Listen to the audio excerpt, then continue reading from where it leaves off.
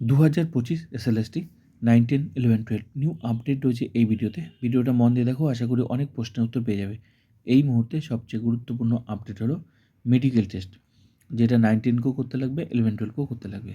তবে একটা কথা মনে রাখবে, চাকরি যারা পাবে তাদেরকেই কিন্তু করতে হবে। তো এখন যেহেতু 11, 12 চাকরি পেয়ে গেছে, ঠিক তেমনি আবার তোমরা যখন 9, 10 এ চাকরি পাবে তখন কিন্তু তোমাদের এই প্রসেসটা কমপ্লিট করতে হবে। তো কী করতে হবে, কোথায় যেতে হবে, কীভাবে এই প্রসেসটা কমপ্লিট করবে, কীভাবে জানতে পারবে, পুরো প্রসেসটাই আমি তোমাদের বলছি সংক্ষেপে। তো প্রথমত হচ্ছে এসএসসি তার ওয়েবসাইটে নোটিশ দেবে। তো নোটিশগুলো হচ্ছে অনেকগুলো নোটিশ ইস্যু হবে। প্রত্যেকটা তোমরা যেমন ইন্টারভিউ দিয়েছো রিজিওনালের আন্ডারে, ঠিক তেমনি প্রত্যেকটা রিজিয়নের আন্ডারে কিন্তু গভর্নমেন্ট মেডিকেল কলেজ আছে। ওইখানেই হবে তোমার এই মেডিকেল টেস্ট। প্রত্যেকটা রিজিয়নের আন্ডারে গভর্নমেন্ট মেডিকেল কলেজ আছে, হ্যাঁ? সেখানে যারা সরকারি চাকরি করে তাদের কিন্তু মেডিকেল টেস্ট হয়। তো সেখানে হচ্ছে তোমাকে যেতে বলবে এসএসসি। তো নোটিশ এরকম অনেকগুলো নোটিশ ইস্যু করবে।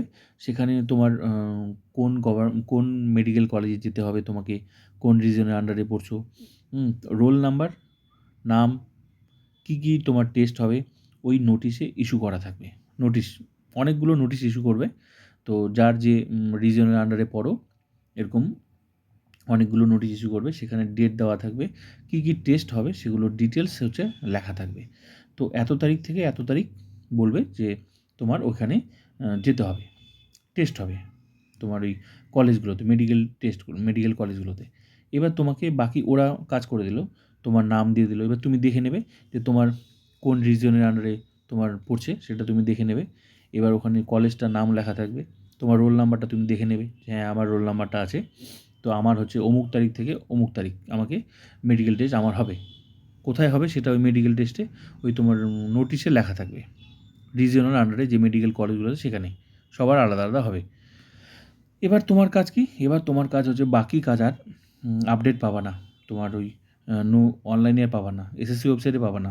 এসএসসি দিয়ে দিয়েছে যে তোমাকে যেতে হবে। এবার তোমাকে ফেস টু ফেস যোগাযোগ করতে হবে, সেটা হচ্ছে ওই মেডিকেল কলেজগুলোতে যেতে হবে।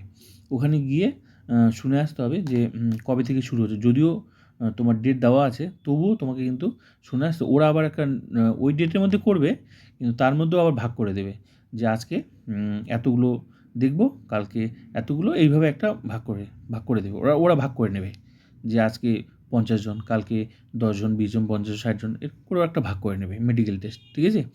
তারপর ওদের কথা মতো এবার ওরা যেরকম বলবে সেটা, মানে ওরা তোমাকে যেরকম ওই ওরা এসএসসি কাজ হয়ে গেল, এসএসসি বলে দিল তোমার ওই মেডিকেল টেস্টে মেডিকেল কলেজে যোগাযোগ করো, ওইখানে তোমার মেডিকেল টেস্ট হবে।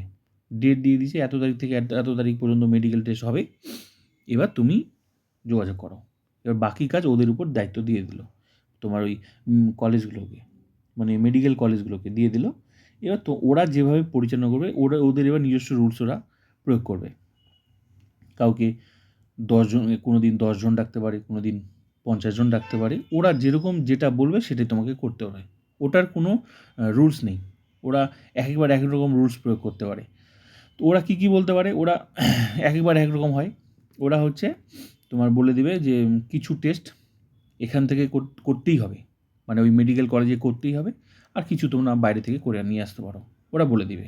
যদি ওদের কাছে চাপ না থাকে তাহলে ওরা অনেক কিছু বলতে পারে। আর যদি চাপ থাকে তো বলবে যে সবই বাইরে থেকে করে নিয়ে আসেন, ঠিক আছে, এখানে হবে না। তো ওরা যেরকম বলবে সেরকমই। তো যেগুলো ওখান থেকে করতে বলে সেগুলো তো ওখান থেকে করতে হবে। আর যেগুলো বাইরে বলতে তোমরা সরকারি হসপিটালগুলো থেকে তোমরা করে নিতে পারো। অনেকে প্রাইভেট থেকেও করে, কিন্তু প্রাইভেট থেকে করলে আবার কি সমস্যা হয় যে ওই যখন তুমি মেডিকেল টেস্ট রিপোর্টগুলো যখন ওরা নেবে, চেক করবে, যখন ফাইনাল রিপোর্ট দেবে তখন কিন্তু ওরা তো নেবে, ওরা টাইম বলে দেবে, ডেট বলে দেবে যে এত তারিখে ফাইনাল রিপোর্টগুলো জমা নেওয়া হবে। সেদিন কিন্তু ওরা যখন রিপোর্টগুলো চেক করবে, বিভিন্ন যেগুলো টেস্ট দিয়েছে ওই টেস্টের রিপোর্ট যখন চেক করবে, তখন তুমি যদি বাইরে থেকে করো, মানে সরকারি হসপিটাল ছাড়া, তখন ওগুলো কিন্তু বেশি ওরা একটু দেখে। সরকারি হসপিটাল ছাড়া সেগুলো বেশি চেক করে যে এটা ঠিক নেই, ওটা ঠিক নেই, এরকম প্রবলেম করে। তো এর ফলে অনেকের টাইমের ব্যাপার থাকে, তো এই জন্য একটা সময়টা নষ্ট হয়ে যায়। আবার হয়তো তাকে বলবে আবার টেস্ট করেন। এগুলো ঝামেলার জন্য অনেকে কী করে যে তার থেকে সরকারি হসপিটাল, যে কোনো সরকারি হসপিটালে করি সেটা ঝামেলা করবে না। তবে সরকারি হসপিটালে করলে, যে কোনো সরকারি হসপিটালে করলে সেগুলো ওরা ঝামেলা করে না, যেহেতু আসলে পুরোটাই তো সরকারির ব্যাপার না, ওই জন্য ওরা বেশি দেখে না সরকারিগুলো। আর প্রাইভেট থেকে করলে একটু বেশি ঝামেলা করে। তো এরকম করতে হবে। তারপর ওরা যেরকম ডেট দেবে, যে সমস্ত রিপোর্টগুলো নিয়ে যেতে হবে। আর ওখান থেকে যেগুলো করবা সেগুলোও তোমাকে রিপোর্ট নিতে হবে। ওরা একটা ডেট দিয়ে দেবে, যেরকম ডেট দেবে সেরকম যেতে হবে। সমস্ত রিপোর্ট আবার চেক করবে, চেক করার পর শেষে তোমাকে ফাইনাল রিপোর্ট দেবে ওরা। তারপর ওটা যেরকম ওরা ফাইনাল রিপোর্ট মানে ওটাই হচ্ছে তোমার হয়ে গেল। ওরা যেরকম ডেট দিবে তোমাকে সেরকম যেতে হবে, বাকি প্রসেসটা ওদের উপর। তো এই হলো তোমার প্রসেস, ফাইনাল রিপোর্ট ওদের কাছ থেকে নিতে হবে। এই প্রসেসটাই ছিল A to Z। তবে চিন্তার কোনো কারণ নেই, ভয়ের কোনো কারণ নেই, খুব সহজ বিষয়টা।